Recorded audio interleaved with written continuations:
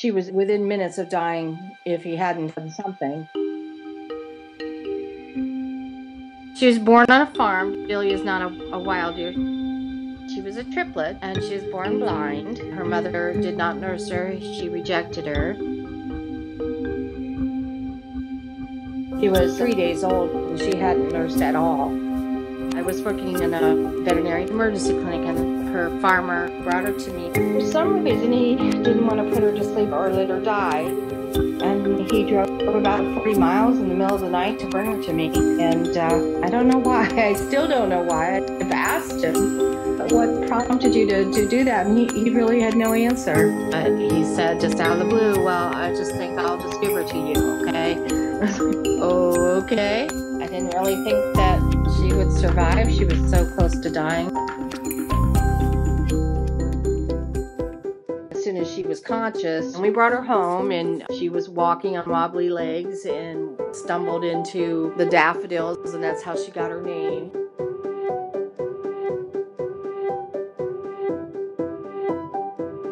We have a barn, and she was supposed to live in the barn, but she was terrified of the horses. As soon as she sensed their presence, she would just take off and bang into the wall and then take off and hit the other wall. So we knew we couldn't keep her in the barn. That was how she started in the house. And she started following the dog around and just kind of learned to be like a dog. And that was how she became a house deer. She was quite lonely for a couple years, and then we finally got another dog. As soon as she met her and licked her little curls there, she had this look on her face like she was just at peace. They just keep each other company.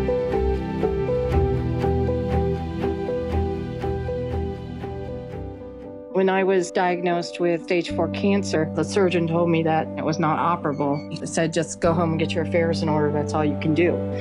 So to me, that meant go home, write my obituary, plan funeral. I came home and was doing that, and she nosed into the room, and she just laid her head on my lap.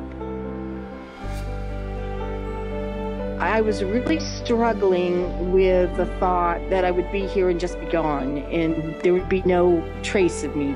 I just was horrified that my life meant nothing. And she came in, laid her head on my lap, and I looked at her and I thought, here's this little animal that should have never lived another day past day 3 of her life. And there's people from Siberia that write me letters and thank you notes, and she receives gifts from Australia. And if this little animal can make such a dent in the universe, then surely I have, surely we all have.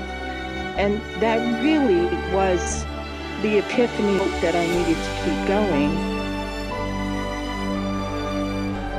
We all do make a difference, and the power of love can transcend countries and languages and species. It was our love for her that kept her alive, and it was her love for us that kept us alive.